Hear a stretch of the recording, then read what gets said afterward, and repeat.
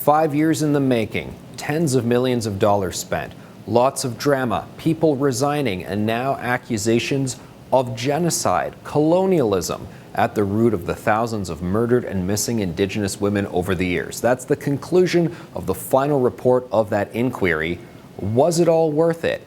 Do we have constructive paths forward? Is the language too toxic? Those are a lot of questions that Canadians are now asking after the report has been filed. It's clear that even Prime Minister Justin Trudeau himself has felt uneasy about the use of the term genocide. And you've got to ask, are these phrases, blaming colonialism, blaming genocide, is this productive? Does it help people come forward in this issue? This is a very long report. It's 1,000 pages long.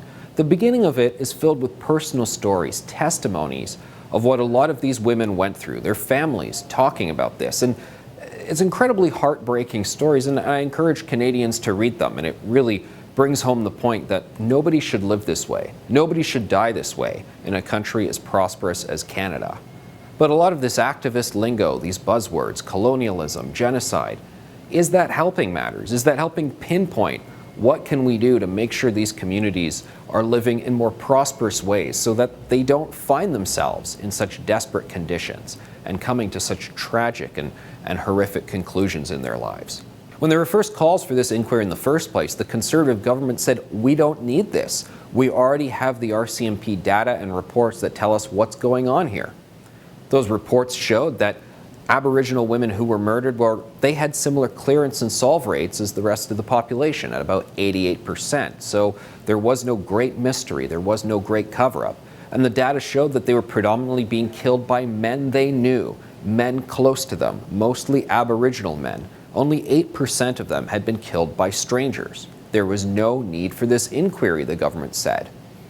However, the activists who wanted the inquiry, they weren't looking at policing issues, policing data, solving these crimes specifically. It was clear from the beginning that they wanted to talk about these sociological issues, talking about the bigger picture systemic issues, as they call it. And that's what their recommendations say. They call for complete overhauls of society, of policing, of healthcare, of providing universal basic incomes, of changing the official languages rules in the country. Will this help us move forward on all of this?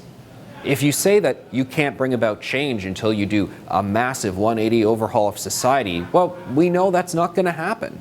So is it beneficial to even say all of that? Or should we be demanding more and better from this inquiry and from these commissioners? Why they weren't able to pinpoint specific issues? Why aren't we able to get clean water on these reserves? Why have repeated attempts failed? I think if we worked on these issues that unified Canadians rather than emphasizing genocide and colonialism that divide people, that push people apart, maybe we wouldn't see these sad stories continue. Mixed opinions on this one for sure. Tell us what you think. Leave your comments, like and share our videos, interact with us on Facebook and online, and don't forget to subscribe to our YouTube page.